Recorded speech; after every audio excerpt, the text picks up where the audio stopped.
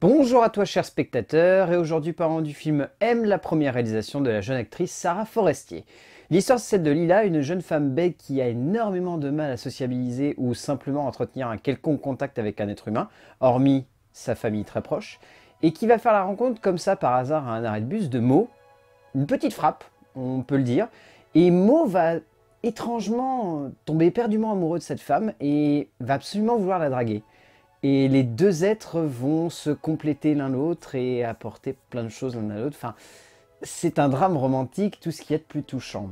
Euh, on est toujours un petit peu rebuté à l'idée de voir une actrice passer derrière la caméra, parce que le regard d'un acteur, c'est quelque chose qui parfois peut donner des films avec des grandes qualités, quelque chose de vraiment fort. Pour prendre des exemples dans la production audiovisuelle française, Alain Chabat par exemple, pour moi c'est un des acteurs qui est le mieux passé derrière la caméra. Il y a plein d'autres petits exemples, mais c'est le premier qui me vient en tête, en sachant qu'en plus il va sortir un film prochainement, voilà. Mais Sarah Forestier, voilà, on pouvait se poser la question, est-ce qu'elle apporterait quelque chose en tant que réalisatrice? C'est beau, c'est superbe ce qu'elle nous offre en tant que réalisatrice. Ce film-là est d'une grande beauté, d'une extrême douceur. Bon, c'est pas le film le plus original du monde, c'est clairement un long métrage qui est cucu comme c'est pas permis, mais c'est beau. Et franchement, ça suffit à porter le film, très clairement. En termes d'écriture, Sarah Forestier seule, c'est vraiment un film qu'elle a porté seule sur ses épaules, c'est impressionnant moi je trouve, pour une première réalisation en tout cas. L'écriture, elle la base vraiment sur un ressenti profond et sur l'évolution caractérielle et émotionnelle de ces deux personnages. C'est-à-dire que dès le début du film, elle nous plante le décor en nous plaçant deux personnages diamétralement opposés, l'un étant un casse-cou, l'autre étant une jeune fille complètement fermée. Les deux vont se rencontrer, ça va faire une explosion et une étincelle tout de suite. Et le but, c'est de les voir évoluer. Et de les voir évoluer chacun de leur côté de manière complètement opposée. D'en voir un passer du casse-cou à l'être complètement brisé, et l'autre de la femme qui se renferme sur elle-même à une femme complètement ouverte. Tout le principe du film joue là-dessus, et c'est vraiment beau, quoi. Ok, c'est pas très original comme histoire, parce qu'on a déjà vu ça 1000 fois. Ok, c'est un petit peu lourd, même dans un sens on pourrait le dire, mais c'est rempli d'une douceur tellement délicate. On est pris par la main du début à la fin du film.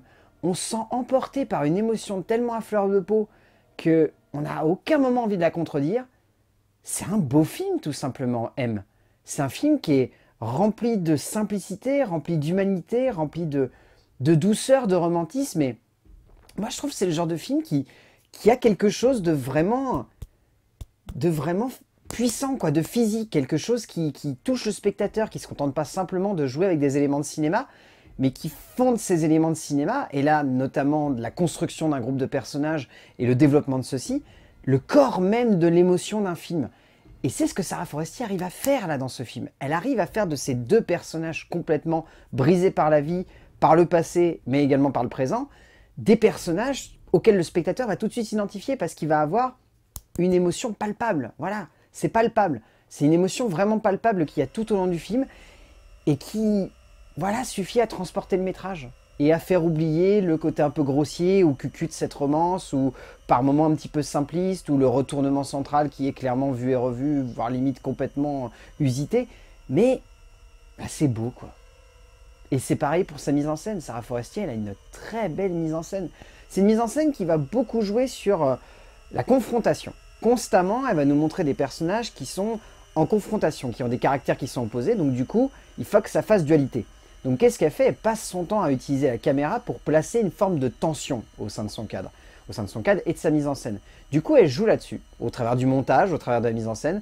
Notamment, je pense, la première vraie séquence de rendez-vous romantique entre Lila et Mo, où à ce moment-là, elle va choisir d'utiliser le montage pour montrer la tension qu'il y a alors que Lila a peur de parler et que Mo veut simplement la pousser à dire juste un mot pour que le dialogue commence. Et la manière avec laquelle c'est emboîté, la manière avec laquelle ça s'enchaîne, enfin, toutes ces séquences-là sont vraiment très bien faites. Et ce que je trouve très intéressant, c'est que Sarah Forestier joue beaucoup sur l'isolation de ses personnages. Elle aime bien placer un contexte autour de ses personnages. Par exemple, la séquence du restaurant. Elle place un contexte et rapidement, elle va réduire sa profondeur de champ, baisser les sons qui créent l'ambiance autour des personnages. Et elle va vraiment se centrer sur eux deux. Et on va oublier qu'ils sont dans un restaurant, ou qu'à un autre moment ils sont dans la rue, ou qu'ils sont à l'extérieur, parce que les bruits extérieurs vont tout d'un coup disparaître. Enfin, elle joue beaucoup là-dessus, et moi je trouve ça vraiment fort, parce que ça crée une identité, au-delà d'être graphique, une identité dans l'ambiance et dans le ton du métrage, parce que du coup, ça nous montre des personnages qui vont avoir une romance quasi universelle, celle de deux êtres qui ne sont pas faits pour s'entendre, mais qui finalement vont se retrouver, à quelque chose de extrêmement intime et personnel dans le jeu, justement, de renfermer ces personnages et de faire en sorte que le spectateur soit dans un petit cocon avec eux et qu'il n'en sorte pas. Et c'est très bien foutu, résultat. Ça rend vraiment quelque chose de très doux, de délicat, de la fleur de peau qui emporte le spectateur. Et il y a un autre élément. Alors, je suis un petit peu réservé sur l'interprétation de Sarah Forestier. Elle a tendance à vraiment vouloir faire quasi un rôle de composition. Du coup, son interprétation est par moments un petit peu bancale. On a la sensation qu'elle pourrait être plus subtile et c'est pas le cas. Mais Redouane Arjan, c'est une vraie révélation. C'est un artiste à la base, c'est un musicien. Ce mec-là est impressionnant du début à la fin du film. Il est d'une puissance. Il y a une séquence où à un moment il est dans sa caravane et où il s'emballe. C'est vraiment bien fait et il a une maîtrise de jeu, c'est impressionnant. Bon, j'ai toujours un souci avec Jean-Pierre Léaud. Jean-Pierre Léaud, il a un jeu qui est chez père. Enfin, là, ça marche parce qu'il a un personnage qui est un peu décalé, mais j'ai toujours autant de mal avec Jean-Pierre Léaud. Mais au final, le film de Sarah Forestier, c'est un premier long métrage qui est plein d'espoir, moi personnellement, je trouve. C'est un film qui promet la naissance d'une grande metteur en scène. C'est un film qui est rempli de beauté, de douceur, de tendresse. C'est un film qui est campé par deux acteurs qui essayent vraiment de donner leur maximum. Ça marche ou ça marche pas, mais ils le donnent à fond. Et du coup, moi, je vous conseille vraiment de voir M de Sarah Forestier. C'est un très joli film, c'est un beau moment de douceur et ça fait du bien. Ça fait vraiment du bien de voir ça au cinéma. À plus!